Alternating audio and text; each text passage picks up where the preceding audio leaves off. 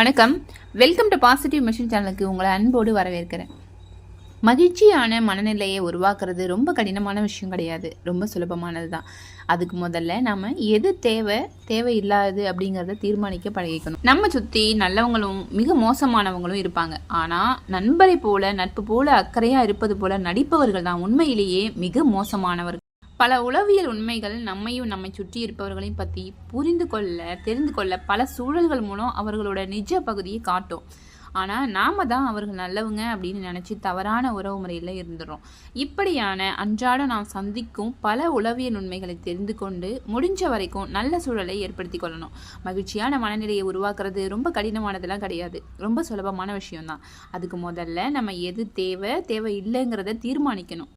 உங்கள் நட்பு வட்டாரத்தில் விஜய் சார் போல் பெஸ்ட்டு ஃப்ரீ அட்வைஸ் தர நபர் இருக்காங்க அப்படின்னா, யார் உங்களுக்கு பெஸ்ட்டான அறிவுரைகளை சொல்கிறாங்களோ அவங்க அந்த விஷயத்தில் ஏற்கனவே அதிக பிரச்சனைகளை அனுபவித்தவங்களாக இருக்கலாம்.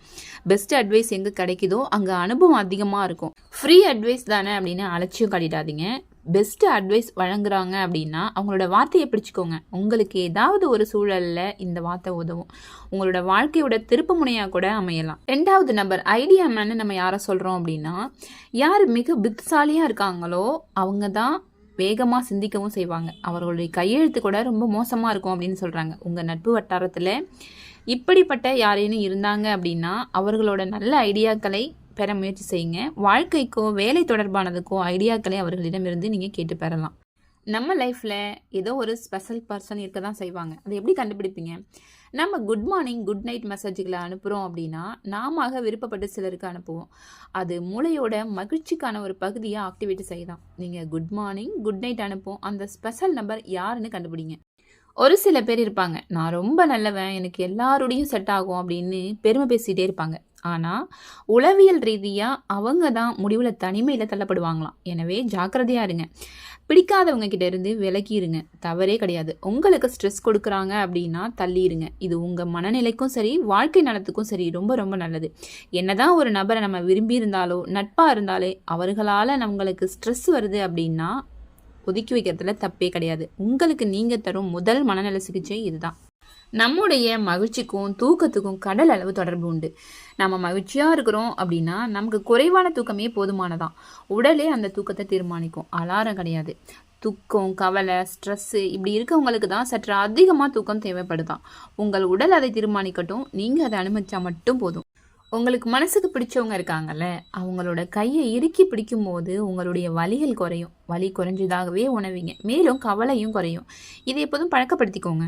புத்திசாலியாக இருக்கவங்களுடைய ட்ரிக் என்ன தெரியுமா? எனக்கு நட்பு வட்டாரம் அதிகம் அப்படின்னு நிறைய பெருமை பேசுறவங்களை கவனித்து தேவையில்லாத நட்பை அமைச்சு கொள்ளாதீங்க. புத்திசாலிகளுக்கு எப்போதுமே நண்பர்கள் குறைவாக தான் இருப்பாங்க. சராசரி மனிதனை விட புத்திசாலியான நபர் மிகவும் தேர்ந்தெடுக்கப்பட்டவராக மாறிவிடுவர். நல்ல நட்பு 1 or 2 இருந்தால் கூட போதும், அதிக அளவில் இருக்க வேண்டிய அவசியம் இல்லை. நீங்கள் நீண்ட நேரம் தனிமையாக இருக்கக்கூடிய நபரா? நீண்ட நேரம் தனியாக இருப்பது என்பது ஆரோக்கியமற்றது, உங்கள் மனநிலையை மோசமாக்கும். ஒரு நாளைக்கு 15 சிகரெட்டுகள் பிடிப்பதற்கான விளைவை ஏற்படுத்தாங்க. குடும்பம், குழந்தைகள், பிடித்தவங்க, நட்பு, செல்ல பிராணிகள் என யாராவது உடன் இருக்கும்படி பார்த்துக்கோங்க. நீங்கள் டிராவலை ரொம்ப விரும்புகிற பர்சனா? நீங்கள் எவ்வளவு பயணம் மேற்கொள்கிறீங்களோ அது உங்களுடைய மூளையை ஆரோக்கியப்படுத்துமா, மனநிலையை மேம்படுத்துமா?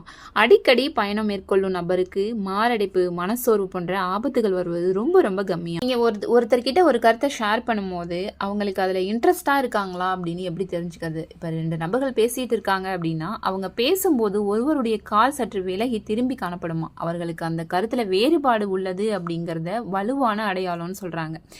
மேலும் மீண்டும் அந்த கால்கள் விலகினால் அவர்கள் இந்த பேச்சிலிருந்து வெளியேற விரும்புகிறாங்கன்னு அர்த்தம்.